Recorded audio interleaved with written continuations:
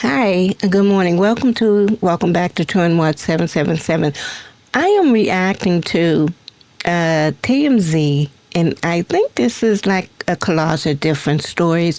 So, and it's a fairly long video. It's like 43 minutes and 20, is that 43? Yeah, 43 minutes and 29 seconds. And I needed a longer video this time because I'm trying to kill the time between now and whenever this video was over, because I have some running out to do.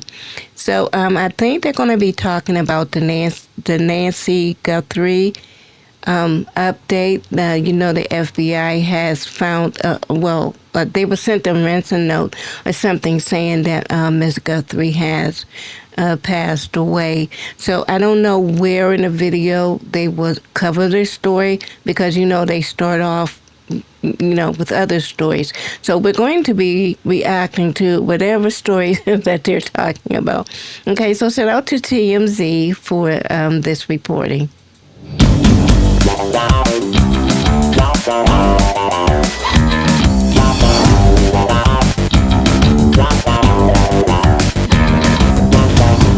Welcome to TMZ Live. So we called President Trump's bluff on the reflecting pool, and this is really interesting. Yesterday, Donald Trump said in the Oval Office that there was proof that the reflecting... Look at all that, what is that? Garbage floating in the water. Pool was vandalized, and that's why pieces from the bottom are coming up. As you can imagine, there were reporters there who were kind of skeptical of that, and they challenged the president. So he told the reporters, you can go somewhere and we will prove to you that this was not just a bad pool job, it was vandalism. Look at that. Are the contractors who did the initial work with the reflecting pool, are they to blame for the current condition, or is it No, we had vandalism. No, vandals. We have I think 290, 300-foot slit right through it, probably a box cutter or a knife of some kind. The reporters have been down there today looking for that slit that you mentioned, and there's no evidence of it. All you'd have to do is see the Parks Department. They'll show it to you. Or see the secretary. But I saw it. So he said go to the Parks Department. That's actually the National Park Service. So our TMZ DC guy, Jacob, did just that today. Not too long ago, he went to the National Park Service to get the evidence that Donald Trump talked about, proving that it was vandalism. Here's Jacob. What's up, everyone? I'm coming to you from the Park Police headquarters. The reason why I'm here is because Trump told reporters yesterday, if you want to get evidence of the 350-foot slit in the Lincoln reflecting pool that's been the reason for all this mess, that you could come to the Parks Department and they will show it to you. I was calling them this morning, met with no answers, so I thought, you know what? I'm going to go in person. Turns out this facility is in the middle of nowhere. The weather right now is awful. My umbrella's blowing away right now, but screw it. I wanted to see it. I wanted to see this slit. So I came here, I was ringing the doorbell, no one was answering, until finally I was met with a secretary who came out and gave me this pink note card with the PIO's email on it. So I'm still left with no answers. And President Trump, who said that the Parks Department will show you the evidence, is wrong. They're either not listening to him, or there is no 350-foot slit, as far as we know, because so far there is no evidence.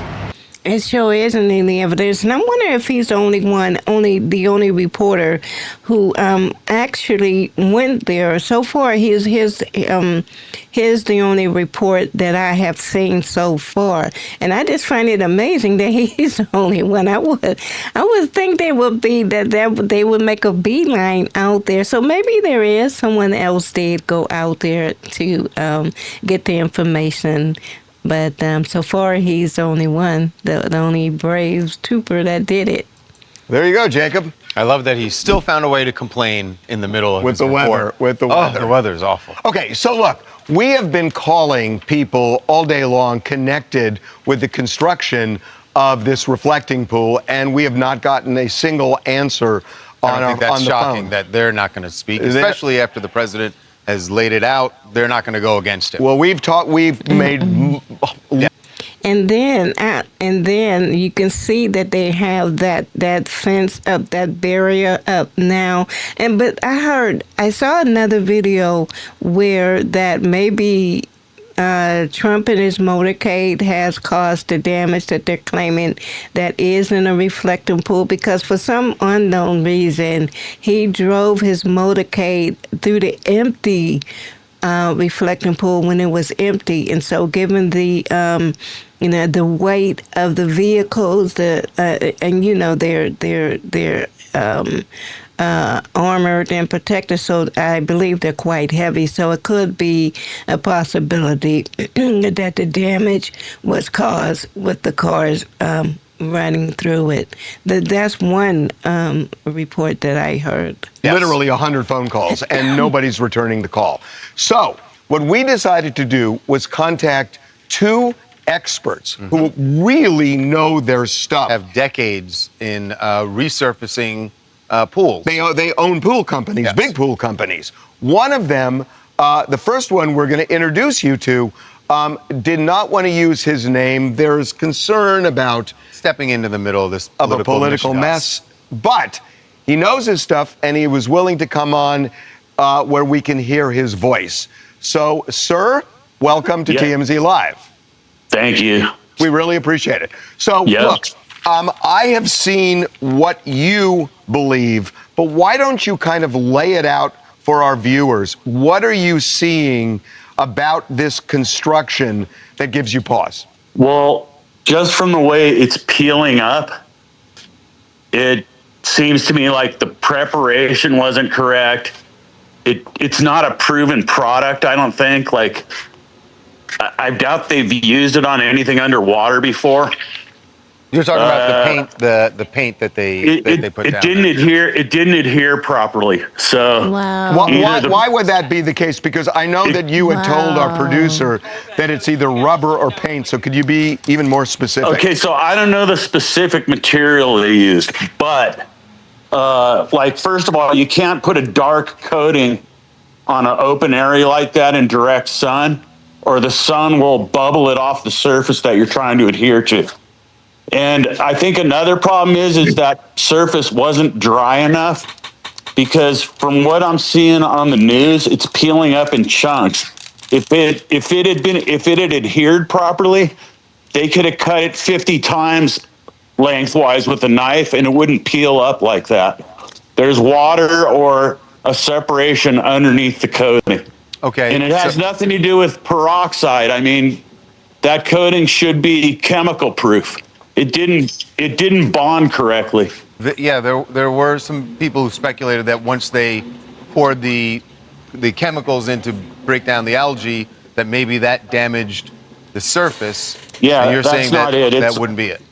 From the way it's peeling up, it's all adhesion. It didn't adhere. It doesn't have any structure in it. I do coatings on swimming pools that have fiberglass in it. The fiberglass is like a skeleton in there. It holds everything down and together. But when you're just spraying something like a paint, like pool paints in general over time bubble. But this is 3 weeks. Mm-hmm. Yeah, I know. I was going to say this wasn't even over time. It's installation. It was all installation. It seems to me, from what I've heard, it's like truck bed lining. So it's just, I've done coatings like with epoxies on pools. They don't work because they don't have any structure to them. They would bond, and if groundwater came up underneath it, it would cause that to peel up. So if you were doing it, you would have used a fiberglass included with the paint that they're putting down. Depending on what surface it is. I mean, that's an old concrete surface. They may just want to put like a cement type surface on there, plaster or something like that. But, what they put on there is not sticking to what was on there. Okay, we're going to get to our second expert in a minute, but final question for you. You seem to have an issue, too, with painting it deep blue. Well, I mean, blue in general, in my opinion, doesn't hold color. So even if they painted it a dark blue right now, it probably would have been a baby blue in a year or two. The blue pigments don't hold up. So, I mean, that was another thing. But the biggest thing I saw was, they did it uncovered in direct sunlight, and it heats up, and it's, it loses, it bubbles and doesn't adhere when it gets under heat like that. Okay, we got it. Hey, right. we really, really appreciate you coming on. Thank you. So our second expert joining us now, Rudy Stankiewicz. You may know him if you're a pool enthusiast. You may listen to the Talking Pools podcast, and he has more than 30 years of experience in the industry. He's joining us now. Rudy, welcome to TMZ Live. Thank you for having me. This is fantastic. I'm happy to be here. We really appreciate it. So you heard what the gentleman said before you. I did. Do you co-sign or have issues? I don't agree on all points. I agree on the his final decision, his final diagnosis. I don't agree on the way that we got there. I don't think one of the things we have to look at is the coating underneath the coating, the waterproof surfacing. That's what's going to go and adhere right up to the concrete itself. And that's intact. That's fine. It's the Pipeline 5000 coating that goes over that where they seem to be having the issue. That's all that's peeling off. So there's timelines here. From when you drain the pool, you have to let it set and dry for a certain amount of time. What they do is an RH test, which is relative humidity for the concrete. What we're looking for there is at least a 65%. That would be ideal. Then they can go in with this waterproofing. Spray that in, good to go. Now we have a window. We have 24, depending on which type they use, it's going to vary a little bit, from 8 to 48 hours in which time to get back in there and then recoat. It's a limited window. If you wait beyond that time and come back, now we're going to have to do something extra. You have to do something to scuff up that surface, to whether you add another layer or whatever, so that way that the coating will stick to that waterproofing. And I think from everything I've read, and again, this is totally conjecture, because I won't know unless you put me there so I can check it out. But from what I can see, from the statement that I got from Rhino, actually came in just a little bit right before we talked, that is the only option that I see here for failure. I think for sure what we're looking at is just we missed the timeline in the recoat. They missed a window. Yeah, but everything else. And you can see whoever put this together did an absolutely horrible job. And remember, this was a no bid contract that it was giving out. So I think it was just really a money grab. And then these people, you can see they did not know what they were doing. And to blame this on vandals is just absolutely diabolical. Else seems to be within the timeline. So, Rudy, when you see the videos and photos of where the surface is coming up, does it look to you like that it was something someone did intentionally with, as the president suggested, a box cutter or a knife, or that it's just coming up because of missing this window, as you said? My opinion is that from what I can see here from Florida, is that it does not look like vandalism was the cause. I think what we're looking at is the application process, like the anonymous fellow before me had stated, except I think it happened at that one point that I mentioned. In order for it to be vandalized, there'd be more evidence, there'd be signs, there'd be something. I mean, that's right in plain sight, right in the middle. I can't see somebody jumping in there with a box cutter, running around and zipping it all up and nobody noticing this. It just doesn't make any sense. That makes the least sense out of anything I've heard, I think. Yeah. Okay. Not putting the... Yeah, he just want to cover up. He just want to cover up like he always do. To be awful. That's just a terrible, terrible, terrible, terrible job. President down, I'm sure he's going based off of what his advisors tell him, but yeah, Call the pool guy. I hear you. Well, listen, Rudy, you're the pool guy. Sounds like the administration might want to get you or our previous guest on the line just for some advice. I would be happy to fly out there and. No, he just want his buddies because he want that's where the money. He no. No, he don't want anyone experience or knowing what they're doing because it's just a money pool. That's all it is. That's all it is. And but the kind of character that actually secured the no bid contract, I would question, and the way he looked would make me just want to question him. Period. I mean, honest to goodness.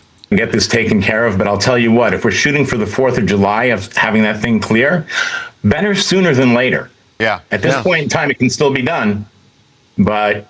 Okay, Rudy, we really appreciate the time. Thank you. All right, I appreciate you guys. Thanks for having me on. You're great. Coming up.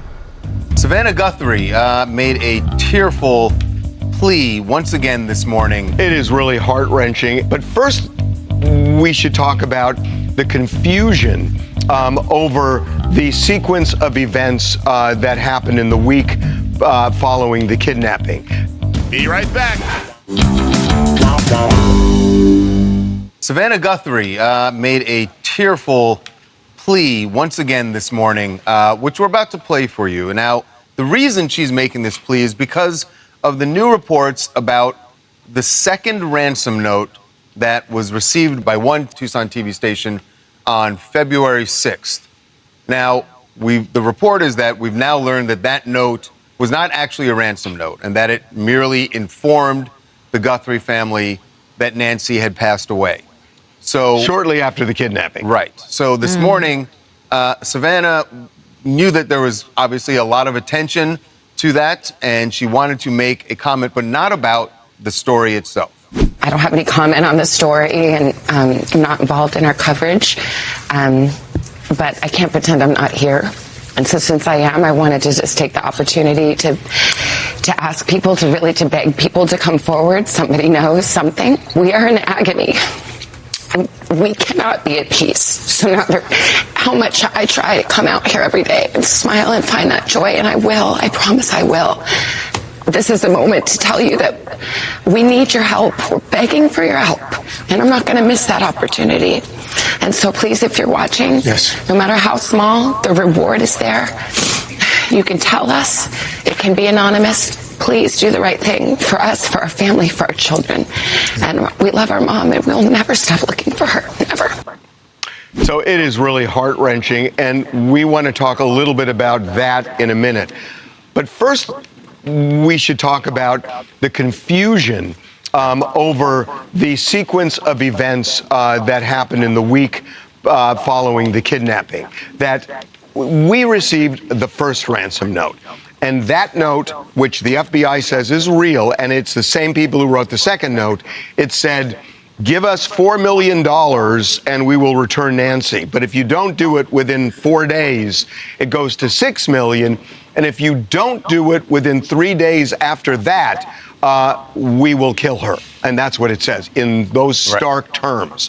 So then we find out that that second note says she has died. She has died. And the day after that, and this is the confusion, Savannah did a social media post with her family saying that we want our mother back home so we can celebrate, and we will so pay we can money. Celebrate with her. And we will pay money. Right. And the money was never paid because we have the Bitcoin address. Right. And nothing, other than what the FBI did to try and trace it, nothing was paid. Right. So that was confusing. Now, in light of knowing that on Friday, the 6th, they were informed that she had passed away, that video that Savannah and her siblings made on Saturday made it sound like they didn't say, bring her home so we can celebrate her life. They said, so we can celebrate with her. It's like they were kind of walking a line. They didn't want to reveal to the public that, at least according to the ransom note, which the FBI believed, that They didn't want to reveal that Nancy had passed away. And there's a reason, because we know this from the FBI. They believed that these ransom notes, these 2 ransom notes were real, but they weren't positive. And they didn't, I believe this, they didn't want to say definitively she had died because they wanted people to keep looking for her. They didn't want to let up the public pressure. In case they weren't real, in case this was bogus. And even if it was real, they also wanted the public to still be vigilant. To be vigilant and to share whatever information, if you had information about the kidnapping. So here's what we can piece together. That when Savannah said, we will pay money, the problem was that second note did not have a ransom demand. Right. They didn't say, send us money and we'll tell you where the body is. But Savannah was making an offer to the kidnappers saying, we will pay. And so, look, we know that they had asked for that $6 million, but it seemed like now it seems like the kidnappers were just freaked out that she died on them, and apparently died very early on. And so they're thinking, oh my God, we just wanted to get money, and now all of a sudden she's dead. This is going to be a murder. So they're backing away. Right. We got to disappear. And she's saying, no. We'll pay money. Tell us where the quote from her was, this is very valuable to us and we will pay. But this is the location of Nancy. That's what the chat is asking if the FBI told Savannah not to pay the ransom, is it their fault for them not getting? No, because it wasn't that. It wasn't paying ransom, because the second note didn't ask for money. It wasn't. But I think the chat's point is, why didn't they pay the first one? Exactly. Because they didn't know that it was real at that point. They're trying to verify. They didn't know it was real. They were trying to verify it, and it happened pretty quickly. And all of a sudden, they get this note saying she's dead, and so they want to get the body back. But if they pay the $6 million, they're talking to kidnappers who seem to be freaked out that they she still had had the second deadline, which was the 9th, I believe. That had passed. No. At that point, it hadn't passed. The second deadline had not passed by that Friday. No, you're right. The second deadline but Nancy, as it turns out, according to this note, died before they even got to that. But they could have said, you give us that $6 million and we'll tell you where the body is. They didn't do that. Right. They didn't do that.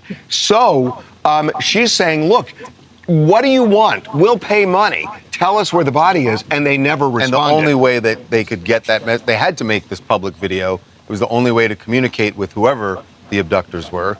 And they're just desperate to now.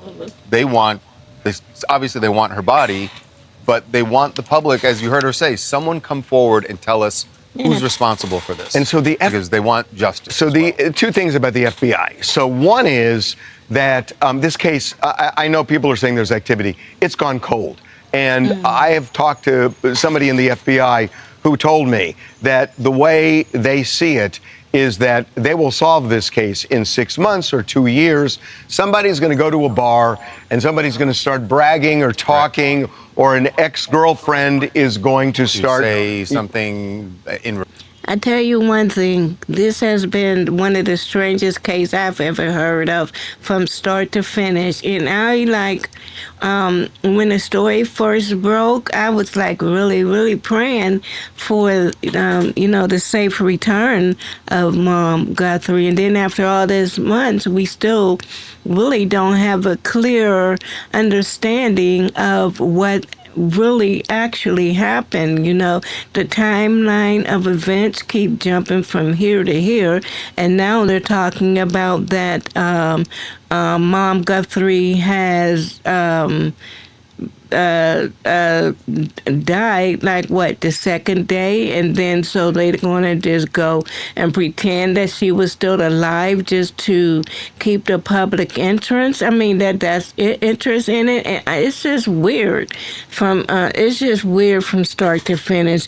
And with Savannah, I could not imagine the agony and the despair that the Guthrie family is having to go through this and then go through it publicly at that. So I don't know. Now the question is, where's the body? Revenge, yeah. And that they feel that's the way they're going to solve it. But the final thing is, and I'm telling you, we got a dozen emails from a guy who said he knows who the kidnappers are and where Nancy Guthrie's body is. He said he knows. He said they were in Mexico. And we had a sense that this was real. Yeah. And a month ago, and the FBI was talking to us all the time. And a month ago, we called and said, look, what if we do a documentary, pay that, and maybe it'll lead to the body? And they just went radio silent. I called twice today, and nothing back. Yeah, they're just, for whatever reason, and it's just weird to me, they have just gone absolutely silent. Hi, my name is Mark from Boston, Massachusetts, and my big thing is with Savannah's plea today is just, it's so gut-wrenching. It's so sad. But the issue and the frustration that I have is just, we don't have anything new to go off of. We want to help the family, want to help look for her, but we don't have anything new to go off of. It's almost help us, help you. I know some information is close to the vest, but we need something to help Savannah and the rest of the Guthrie family. I don't know if the FBI has anything. Yeah. From everything I can gather, they don't. Coming up. Everyone recognizes Paris as an incredibly romantic city, right?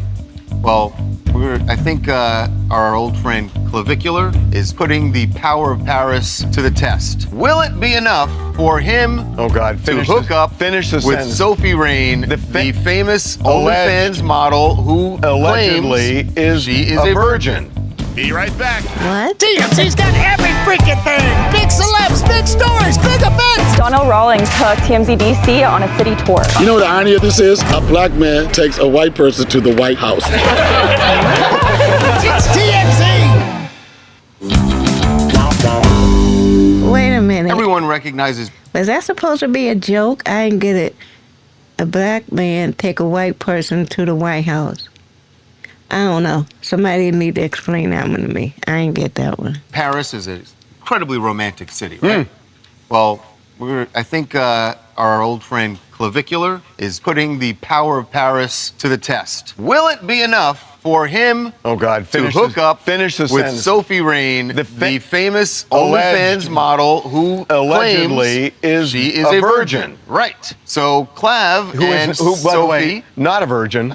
Clav, definitely not a virgin. The looks-maxing social media star. So he has gone to Paris with Sophie. And he is recording it all. And so on a level, I feel like such a chump for even talking about this. Because you know what they're really doing. Well, this is for media attention. Right. And so that's their jobs. But at the get as much attention. But at the same time, it's that he's with a virgin, allegedly. And that's the thing that is intriguing about this. I mean, the thing that they have in common is there's no two people who love headlines more than these two. What did you call it in the morning? Yeah, what did I say? Hold on. I just want to say, for safety reasons, because we got a lot of perverts out there and weird people. And then she's an OnlyFans, so I would be very leery about carrying that title, no virgin title, being on OnlyFans and being out in the public, especially with this character right here. Anything could happen. Anything can happen. I'm just saying, you just have to be careful.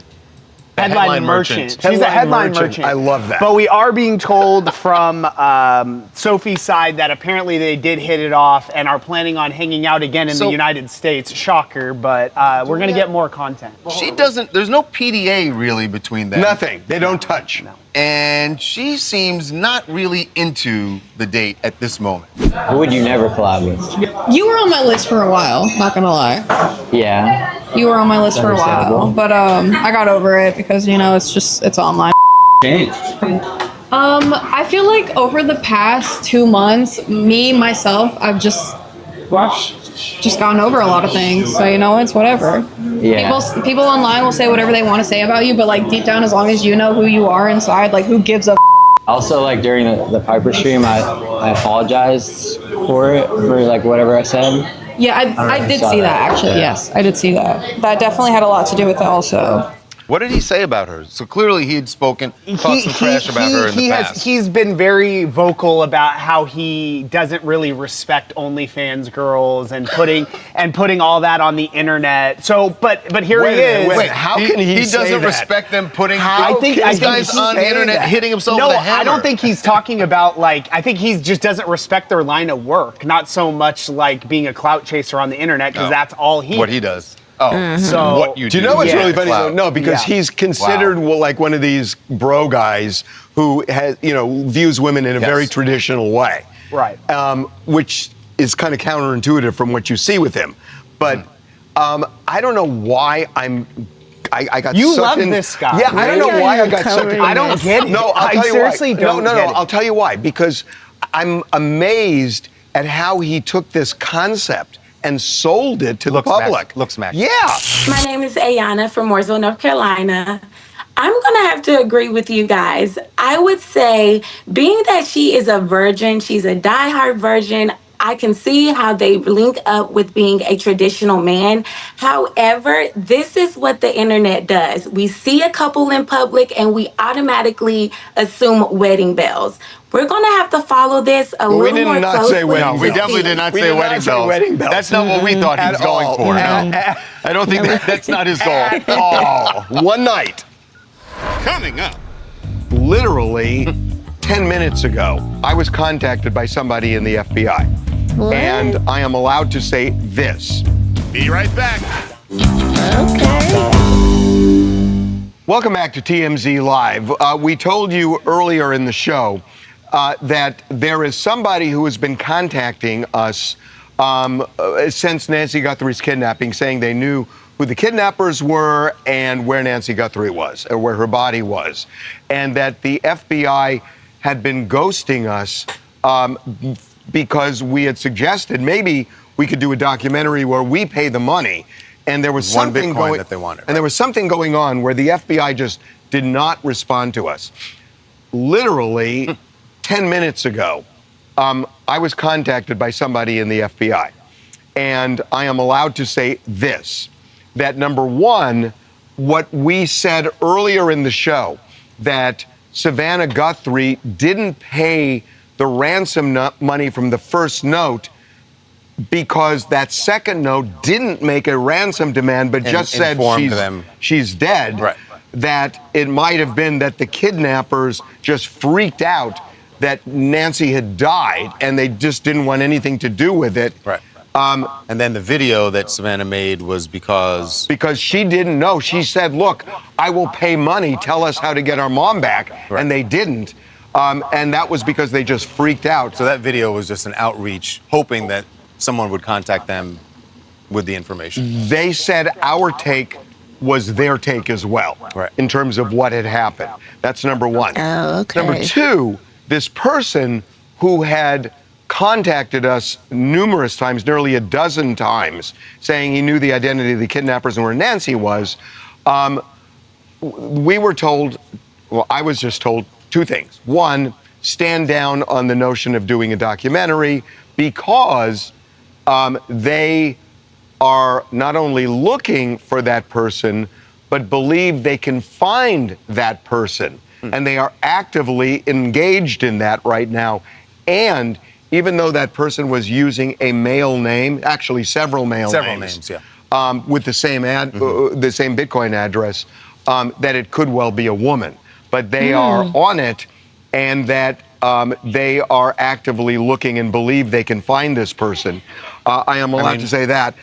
We know they spent a lot of time looking over, how do I describe it, digital trace evidence of the communications we got. Right. We know that they poured over that.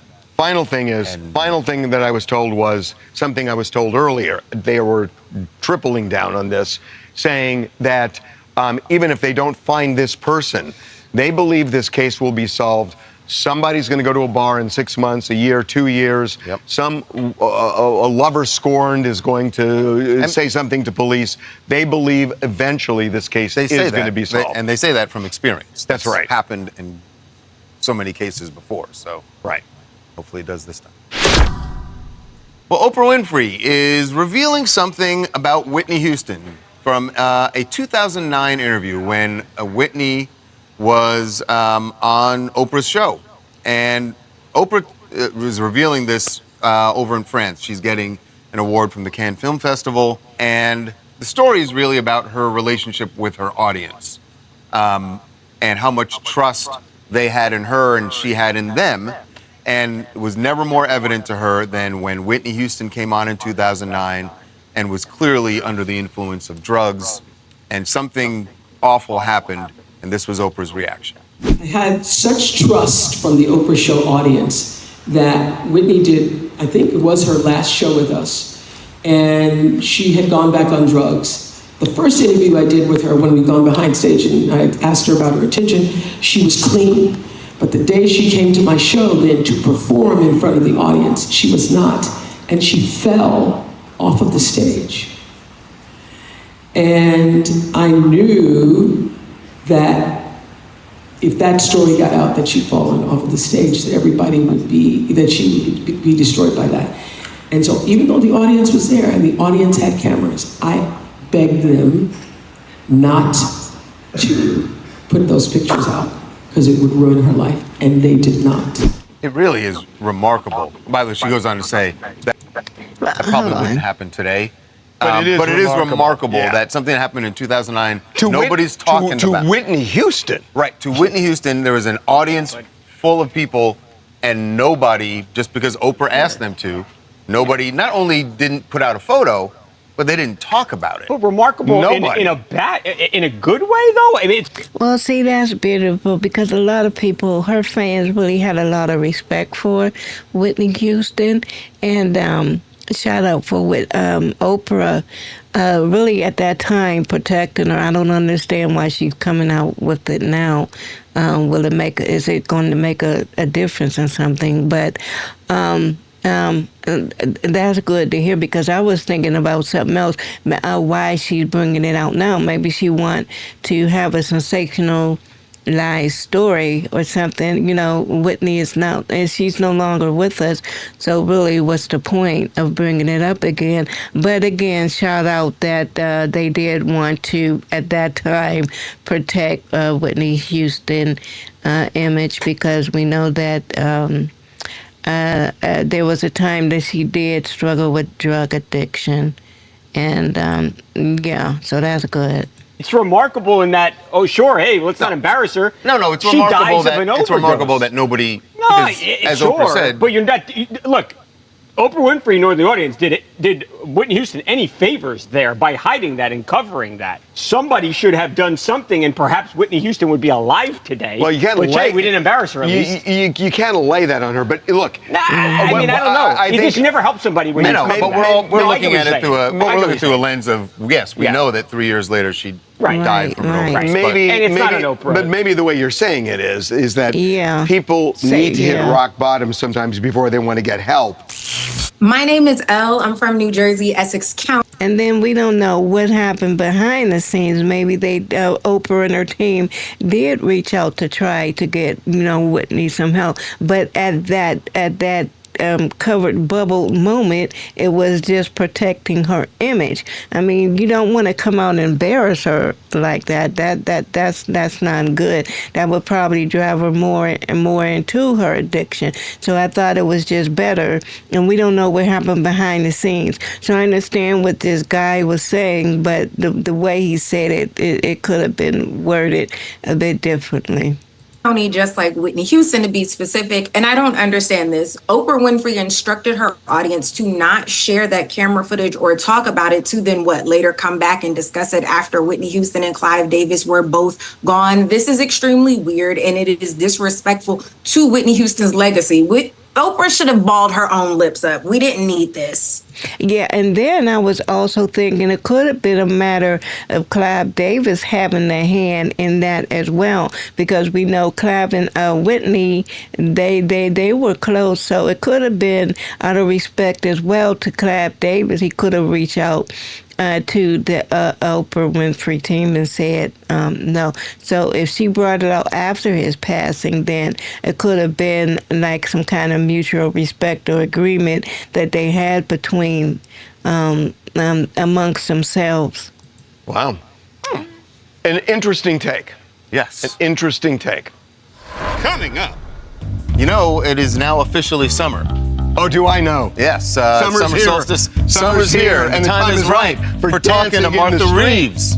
She is dropping her first album in 22 years, and we are beyond honored to welcome Martha Reeves and her longtime producer, Chris Rowe, to join us here on TMZ Live. Be right back. You know, it is now officially summer. Oh, do I know? Yes. Summer solstice. Summer's here, and the time is right for talking to Martha Reeves.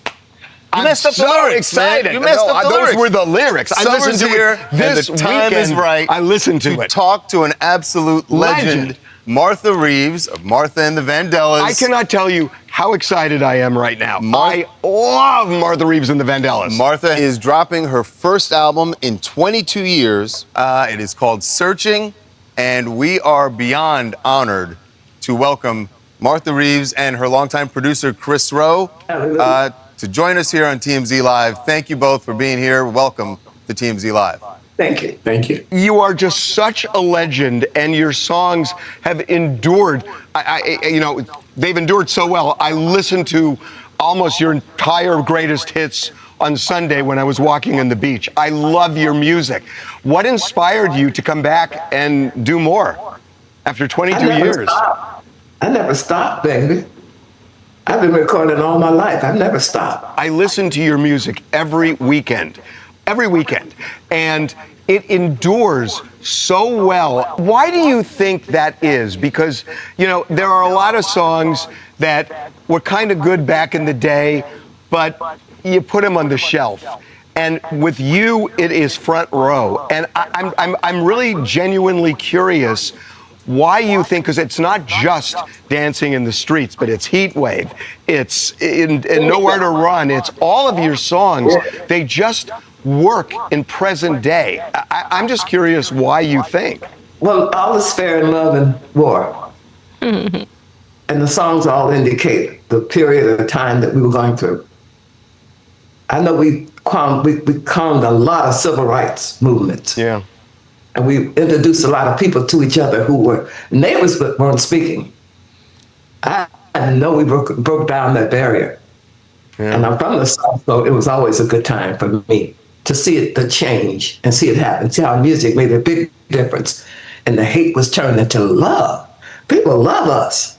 People love the Motown artists. You know, Martha, there have been, full documentaries done about how important Motown was to the civil rights movement. And it's easy to see it now when you look back. I'm curious, when you were performing, did you feel that obviously you could see in the audience that there were, that you had white fans, but did you feel that it was actually making a difference in the country at the time?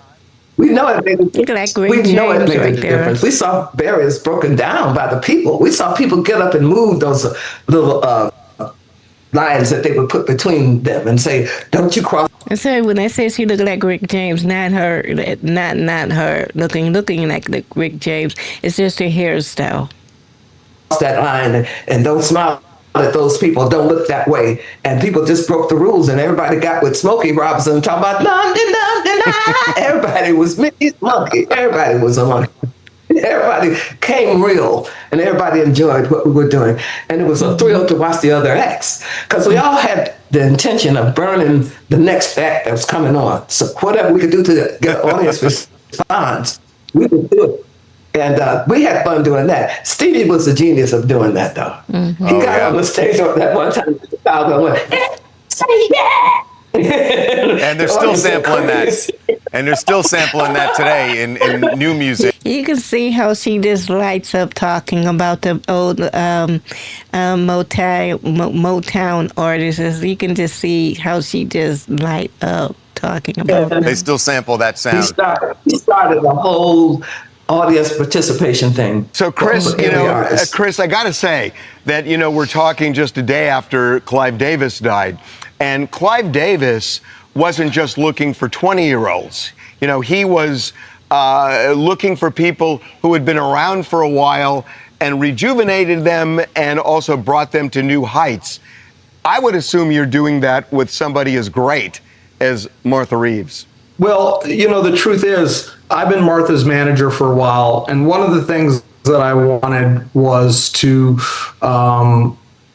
have her still doing what she loves, but on a much larger level. I wanted people of this generation to know the name Martha Reeves, because Motown is forever, it'll never die. But you have to remind the young kids about it sometimes. And you know, the original concept for this album was jazz, but then it started to take a life of its own. And I thought at that point, why force it? There's no reason to force something. And it kind of went jazz and blues and R&B and some gospel. We have a record that I'm really proud of. I cannot wait to hear it. I cannot wait to hear how it all came out. The album is called Searching. Martha, I have to tell you, and I know Harvey was like, you know, out of my... Okay, so Searching is out August 14th, but it says right here you can pre-order now. Motown legend Martha Reeves. All over himself because he's such a huge fan, and I am also.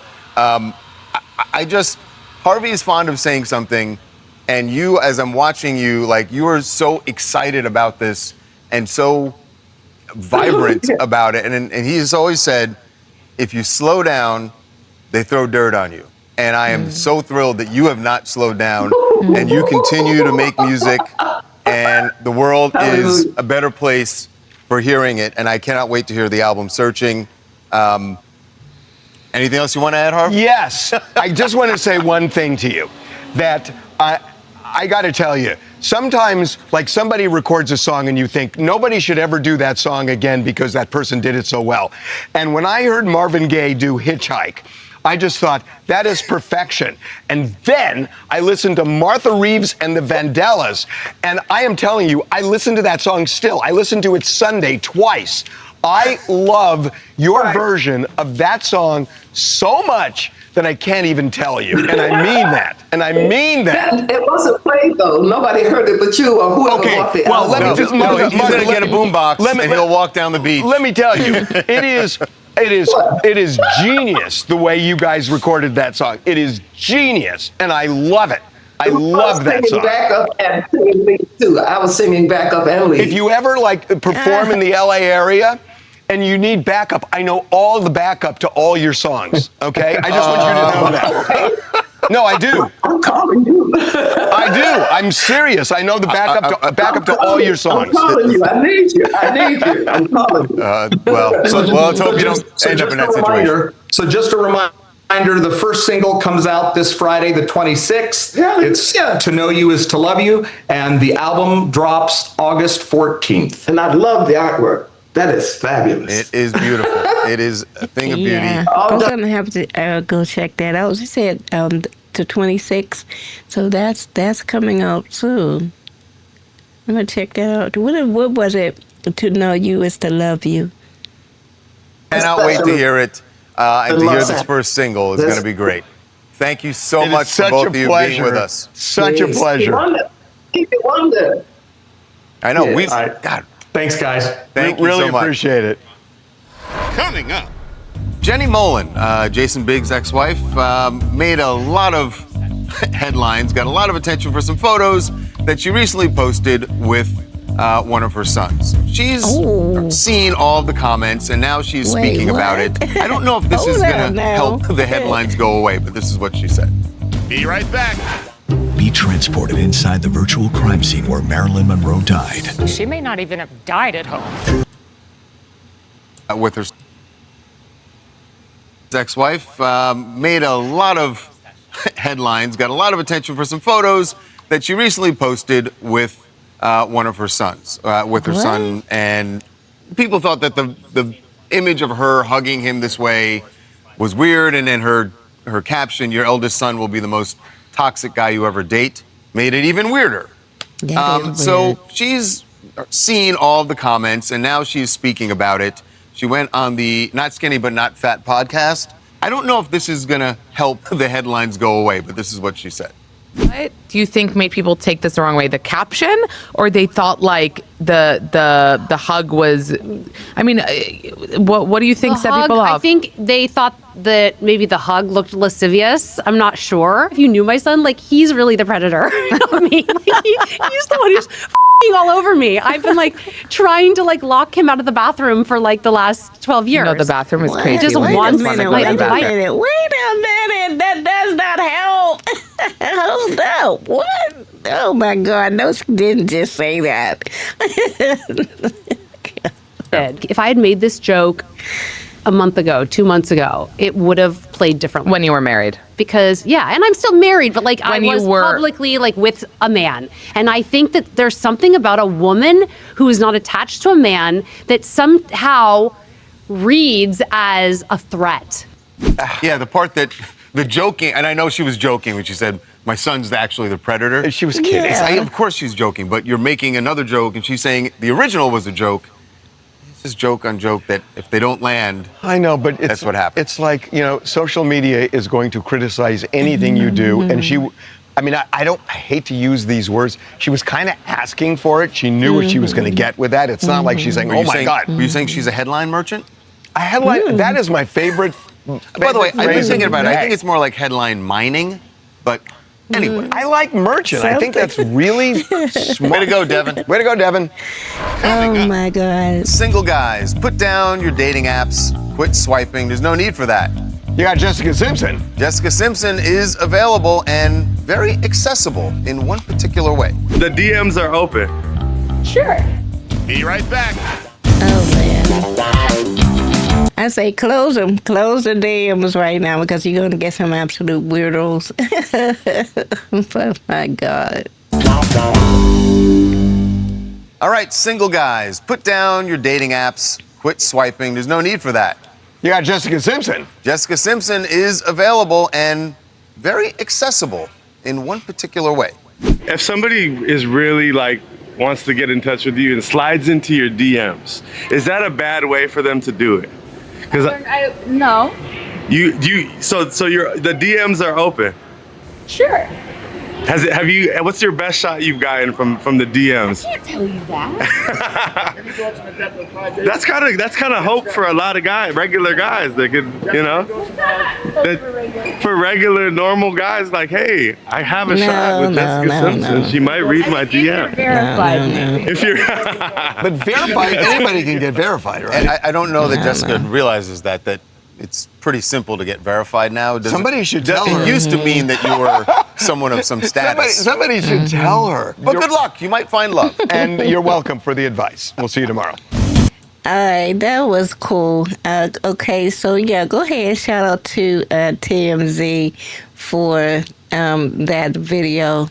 All right, y'all. So they covered so many stories. The Guthrie, I don't even know what to say about that case anymore. So just to clarify something.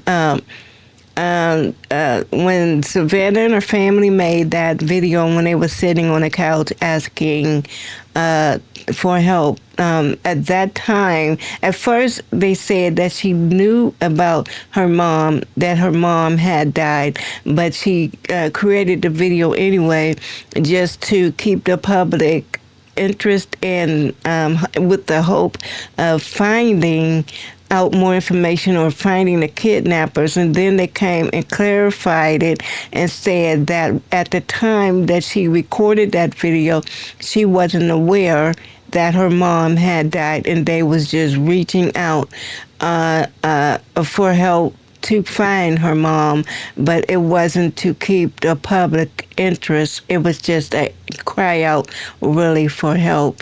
And so I don't know, that whole story is just weird. And I stopped covering it because it was just a rehash and a rehash and a rehash of the same information, and we never gotten any new information. of the case, so I didn't cover it as much. I think I made like 3 videos, and then I was like, okay, now when they find the body or they return her home safe, then I will cover it. But other than that, I have not been talking about it much. But okay, so now I found out that they did receive another note that the mom has died, which I assumed because it's just too much time that went past, and there's no update, and they're not sending any more ransom notes. This whole story is just plumb weird. And then let me see, what else did they talk about? Oh yeah, Oprah Winfrey and Whitney Houston. I still give it a shout out. And that was good covering. And, you know, we all need coverage because none of us is perfect. You know, even though we may suffer from different vices and things like that, we all need that covering and that sort of protection because we don't need to be beaten up when we're going through, say, like drug addiction or something like that. And she fell. I mean, who wants to... put that out at that time, so she held off, and now both of Clyde and Whitney's, they're no longer here. And like I said, I think it was more to protect Clyde. Maybe had reached out, and well, he probably knew about it, and Oprah was protecting him as well because she didn't bring it out until after his passing. So I guess she felt free to do so at this time. And yeah, that's it. And that one lady that talking about her and her son. Now she knows she's gonna get some backlash about that. Maybe not backlash, but they're gonna be all in her DMs in the comment section with that. And then she said her son was a predator and she gotta keep him out the bathroom. I don't know if that was really a joke. That could be something there, you know, that could weird, you know. But I'm not gonna touch that. Okay, so that's the end of my video, and I want to say this. Thank y'all for commenting on my video. Thank you for my new subscribers first and foremost. I really appreciate you. But I'm going to respond to this one comment I wrote that said that this is just my words. I wish I'm paraphrasing, so it's not exact. But they one comment wrote that why don't I just be quiet and let the video play? And okay, sometimes I do try to, you know, let the video play, but I don't want, this is a reaction channel, so whatever comes to my mind at that time, I'm going to pause the video and then give you my reaction. But sometimes I do try to hold back, you know, where there's a like cut. I can feel like I can jump in, you know, like a pause in the story, so to speak, and then I'll come in and get my, you know, tell you how I feel, my reaction. But one thing I try not to do is to let the video play and play and play and play and play and play. Excuse me, and I'm just sitting there not saying nothing. I don't like that because to me that's just weird. I see a lot of reaction videos that the person would just sit off to the side, you know, in a little circle in the little box, and then they'll let the video play and won't say a word until the absolute end, and that may work for them, but it doesn't work for me because I don't want to do that. That's not what I want to do. That's just weird. That's just weird to me because, and then if I wait to the end of the video, I'm going to forget what I had to say. You know, I have to go back and remember like I just did. I just gave you my comment to 3 stories, and I had to like think in my mind now what was said and this and this and this. I can't do that. So, but I will try. Thank you for your comment. I will try to not. I can't do that. I not maybe not interrupt as much, but it's just weird to me to just sit there and look goofy on screen like this. Like, no, it's a reaction channel, so I'm going to pop it and give you my reaction. So what I think the person was saying Yeah, that's the particular video where I did cut the whole video and I went off and I Googled something. And I think that's what that person was saying. And then after I read the information, after I Googled it, then I came back to the story. So I think perhaps that's what the person was particularly saying, that I did interrupt the flow like that. But hey, if it flowed with me, then I'm going to flow with it, because I don't want to be, I try not to be like, you know, like everybody else. I'm just trying to be me, okay? I'm not perfect, but one thing I will not do is to sit through the whole video without saying nothing, because I don't even know if we can do that on YouTube. We can do it on YouTube, but as far as monetization, I don't know if they will flag those type of videos or not. I'm not monetized yet. I'm getting there, but when I do become monetized, I want, you know, my videos to be monetized. And so I don't think YouTube take too kindly of you just sitting on someone else's video that they producing, you just sitting off in a corner and not really reacting to it. You're not making it transformative.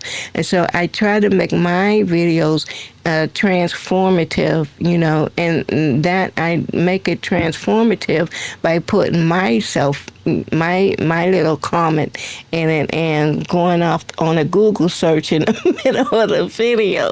That's making it transformative to me. So I appreciate your comment though, and definitely thank you for watching the video. So yeah, with that, y'all, I'm gonna go ahead and stop yapping and all over the place, and I'll see you in my next video. Y'all be blessed.